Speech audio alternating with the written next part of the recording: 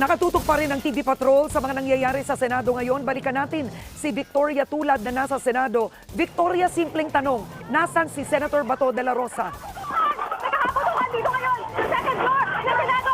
Hindi ka dinig yung mga putok nandoon sa may dulong side dito sa kanang bahagi ng gusali. Ilang beses tayo nakarinig ng putukan. May mga nakikita tayong pulis, mga naka-bulletproof, yung mga taga-usaa. Kayo na ba? Sumisigaw na bumalik tayo doon sa, pumunta tayo sa maraming lugar. Nagtutumbahan na yung mga display dito at ilang tao na rin yung tumumpa. Yung mga usaa, hinaharang ang media at kita natin yung mga pulis nandun sa dulo. May silip-silip sila doon sa kabilang side na hindi na natin makita may mga hawak silang barel. Ngayon may mga sundalo na may dala ng mahabang armas. At wala pa tayong makuhang visual doon sa kabilang side. Basta sisigawan na tayo ay pinapapunta dito sa kabilang bahagi ng Basilio Karen. Alright, Victoria. Okay, Victoria, naririnig ka namin ngayon. Ang sinabi mo ay may putukang naririnig ngayon sa second floor.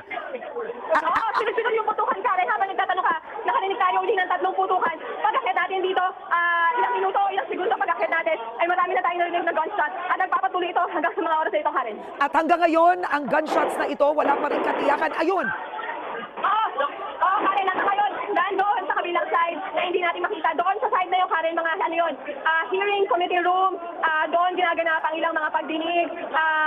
Hindi natin makita kasi nga nandito tayo sa dulo, nasa may gitna tayo nung second floor. At mga polis lamang, yun nandun sa dulong side na yun, Karen. okay.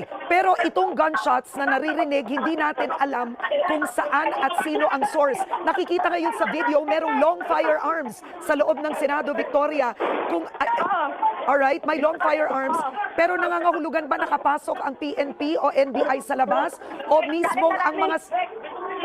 Karen, maraming tauhan ng PNP ngayon dito sa second floor. Hindi ko mabilang kung ilan, pero marami sila. At kasama nila doon sa side na yun, yung mga usa. At meron ding mga ilang sundalo. Hindi ko sure kung ito ay augment nila o ito ba ay mga official o mga taga-PNP na detail dito sa Senado. Karen, ngayon pinapalis kami o sa tinutulak kami papunta doon sa may Senate Press Office para hindi makita o hindi makunan yung nangyayari doon sa kabilang side, Karen. Okay, para sa ating mga viewers...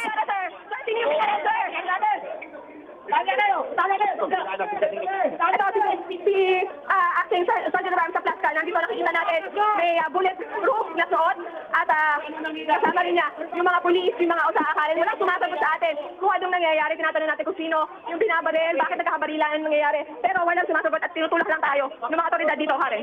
Victoria, nakikita natin ang mga uniformed police officers. Etong mga naka-uniforme na to, hindi to nakadetail sa Senado. So nangangahulugan, nakapasok na ang PNP sa loob ng building. Ganun ba, Victoria? Karen, meron kasi mga PNP na talagang naka-detail sa Senado. So, posible na dito talaga sila naka-assign at allowed talaga sila dito sa loob. Pero hindi ko pa yan matiyak dahil nga walang kumakausap sa atin. So, that's one possibility. At yung mga kasama nila ay mga taga-OSA. Noticeably, yung ibang mga police, wala namang bulletproof. Yung mga nandoon sa dulong side na hindi natin makita ngayon, puro mga sundalo, if I'm not mistaken, Karen. Kasi nakikita namin sa video, Victoria, doon sa malayo, tila may long firearms na eh. Ayun o, nakikita ang shadows nila. Long firearms, PNP ba yan? Ano yan? Militar, Marines? Mga sundalo yan, Karen. Sabi kanina, Marines yan, pero kailangan pa natin i-confirm. Yan yung mga naka-green na nakita natin kanina dito sa second floor. Sila yung may mga dala ng long firearms. Yung ilang o taga-office of the Senate Sergeant at Arms, meron din silang dalang firearms, long firearms, habang yung mga taga-PNP, yung mga maliliit nilang baril, ang kanilang dala-dala. Karen. Okay, Victoria, anong lugar ang kinatatayuan ngayon ng PNP? Yung may long firearms muna, bakit dyan sila nakaantabay? Nandyan ba ang opisina ni Senator De La Rosa? Anong nandyan? Karen, doon sa side na yon, gaya nung nabanggit ko kanina, mga committee room yon. Doon ginagawa yung mga pagdinig kapag merong kailangan na i-hold muna, holding area rin para sa mga resource persons, mga guests. Ang office ni Senador De La Rosa nasa 5th floor, Karen, nasa room 518. So, hindi natin tiyak kung siya ay nakababa ba dito o kung siya ba, kung yung party ba niya, yung pinapatamaan, yung binabaril. Talagang wala pa tayong information. Maliban doon sa nagkakaputukan na nagkakagulo, Karen, dito sa may Senate second floor, Karen. Okay, Victoria, tinanong to ni Alvin kanina, no? Isipin nyo, nagkakaputukan na sa Senado. Nasan ang liderato ng Senado? Nasan si Senate President Alan Peter Cayetano?